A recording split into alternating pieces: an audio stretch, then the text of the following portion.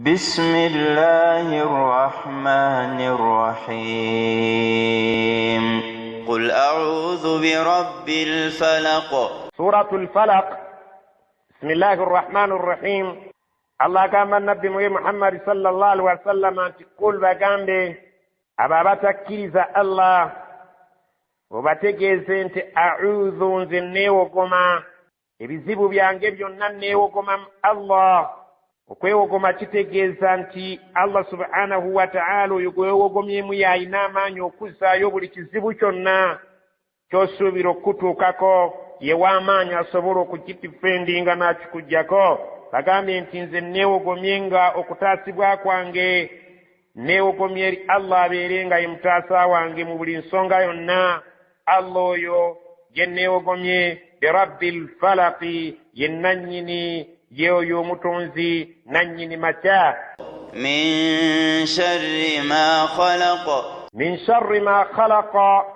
neewogomye eri Allah subhanahu wa ta'ala ntaasa ebintu bino obubi obuli mu ebyo byonna bye yatonda, bibeere ebitambula oba ebibuuka oba ebitayogera, ebiri awo ebikalu oba ebiri mu mazzi, ebika by'ebintu ebyenjawulo byonna obubi obubirimu. Neewogomye eri Allah subhanahu wa ta'ala yekka y'aba abuntaasa, kubanga tewali ayinza kuntaasa bubi obwo okuggyako Allah. wa min sharri ghasiqin idha waqab,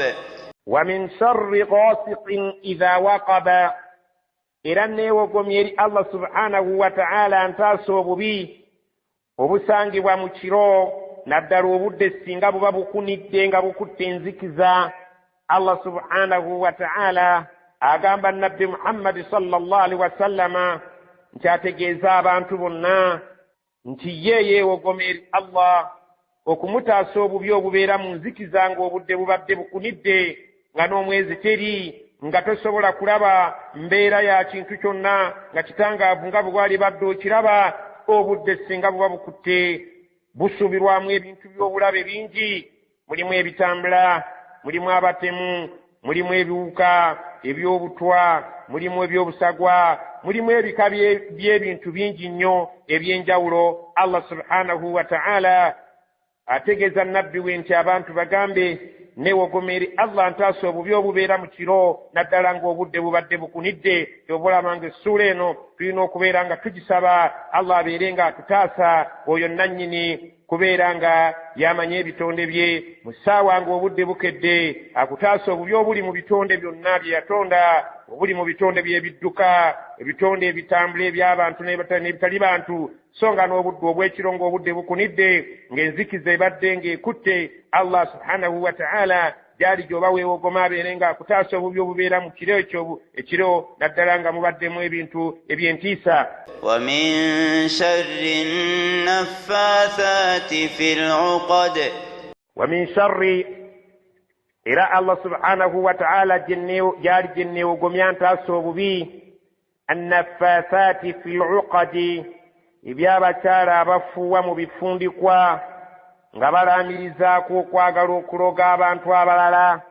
Abakyala abafuuwa mu bifundikwa ng'ekigendererwa ky'ebifundikwa ebyo kwagala kuloga na kutuusa ku bulabe eri abantu abalala. Wano ewaffe ekyo kiyinza okuba nga si kyamaanyi, wabula tuyinza okukigeraageranya ku kufuuwa emmindi. Allah subhanahu wa ta'ala bw'oba weewogoma gyali akutaasa obubi obuli mu bafuuyi b'emmindi, n'abo abafuuwa nga baluubirira okwagala okuloga bannaabwe mu bifundikwa. Allah subhanahu wa ta'ala bw'atyo bw'agamba nti essuula eno nkulu nnyo, kubanga Allah yasobola yekka okutaasa obubi ng'era yabumanyi, oba abo abakwagaliza ekibi bwe bootamanyi nga bali eyo bakommonta emmindi zaabwe. wa min sharri hasidin idha hasad, wa min sharri hasidin idha hasada, era Allah subhanahu wa ta'ala gyali gye nneewogomye abeerenga ntaasa obubi obwoyo ow'ensaalwa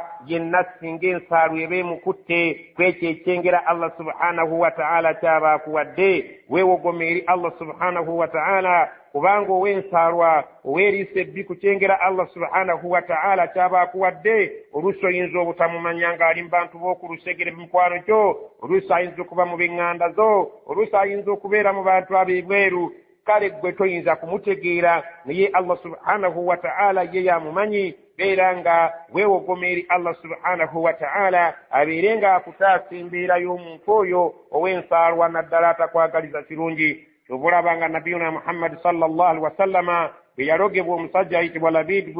ibn al-A'sam omusajja oyo muyahudi nabbi ng'ali mu Madina yamuloga n'amulogera mu bifundikwa byeyateeka wansi mu luzzi Allah subhanahu wa ta'ala agamba nti nabiyuna Muhammad sallallahu alaihi wasallam bwe yatuuka ku mbeera eyo yasindika Jibrilu alayhi salam najja n'amusomera ng'amuggyako eddogo eryo eryali limutuusiddwako omusajja oyo Muyahudi Ibn al-A'sam eyali omusajja omubi Labid. Era tukika tumanyi bulungi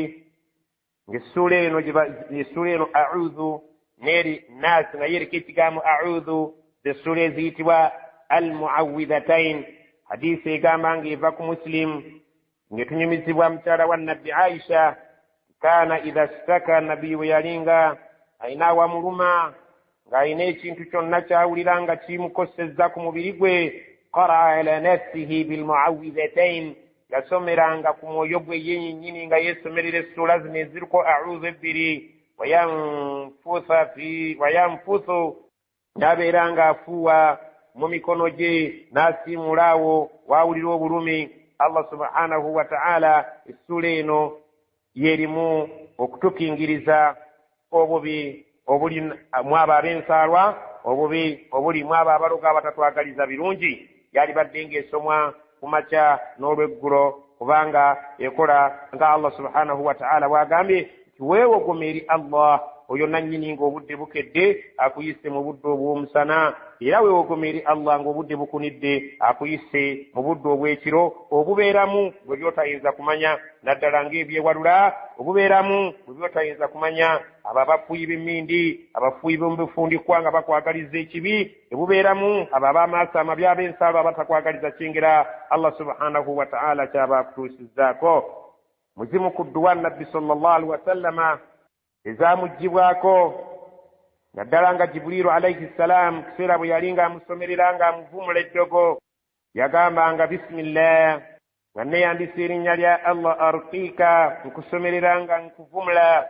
nkusomerera nga enniya yange yakwagala owone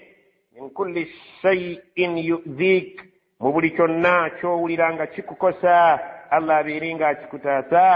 min sharri hasidin wa aynin Allah akutaasa obubi bw'omuntu yenna ow'ensaalwa n'eriisa ebbi litakwagaliza kalungi wallahu yushfiika Allah subhanahu wa ta'ala gwe nkakasa nti yajja okuwonya naye nga nze ndi nsonga busonga nga nkusomerera Allah subhanahu wa ta'ala asobole okukutaasa ekyo ekibi ekikosa obulamu bwo.